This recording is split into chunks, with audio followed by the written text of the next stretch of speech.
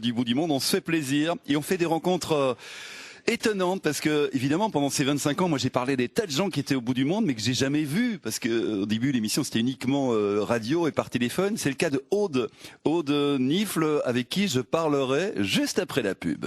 La première. Il est 8h moins 14, c'est comme ça, on est en direct pour cette émission spéciale. Aude Nifle, bonjour. Bonjour.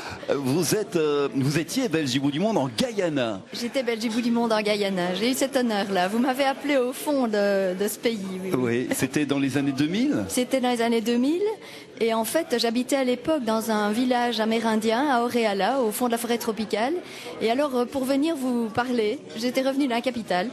Et alors on vous attendait, il était 1h du matin, on était dans une nuée de moustiques. Parce qu'on était en direct, donc moi je faisais l'interview vers 8h du matin, 1h du matin pour vous. Oui. Vous racontez tout ça dans un livre que vous avez publié qui s'appelle Oreala, Enfer ou Paradis. Oui, tout à fait. Et notre émission a l'honneur d'être citée dans votre livre, ça me fait plaisir. Tout à fait, parce que vous faisiez partie des grands moments de ma vie à l'époque, puisque c'était quand même un grand moment d'émotion.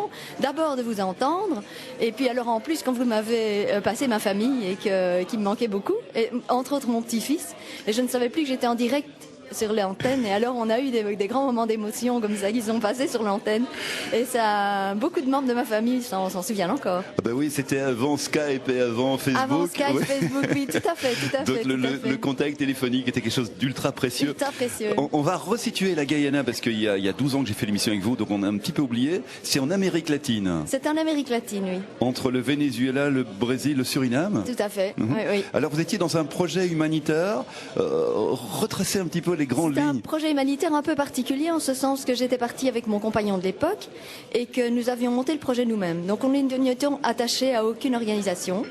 Et on était partis parce qu'on avait eu un coup de cœur pour ces Amérindiens que nous avions vus lors d'un voyage.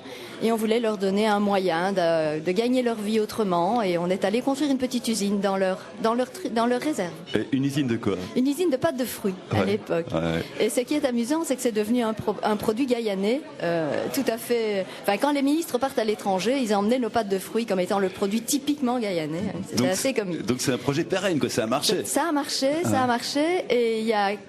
Les dernières nouvelles que j'ai eues, l'usine fonctionnait toujours et les Amérindiennes en vivent encore. Il faut dire que vous êtes professeur HEC ? Pas professeur, je suis chef de travaux, mais oui, je donne cours à HEC. HEC Liège. Oui. Donc vous êtes une femme d'affaires aussi, la preuve là-bas, vous avez lancé ce projet. On a lancé une petite entreprise. C'est la première fois de ma vie que j'ai été directeur d'entreprise et que j'allais à l'usine tous les matins. Ça a duré combien de temps, Aude ? J'y suis restée 3 ans et puis après il y a un coopérant qui a repris le relais pendant à peu près 8 mois et puis il a fallu qu'elle se débrouille toute seule. Ouais, et depuis lors, elle gère l'entreprise toute seule. Je vous présente une autre femme d'affaires, c'est Géraldine Becken.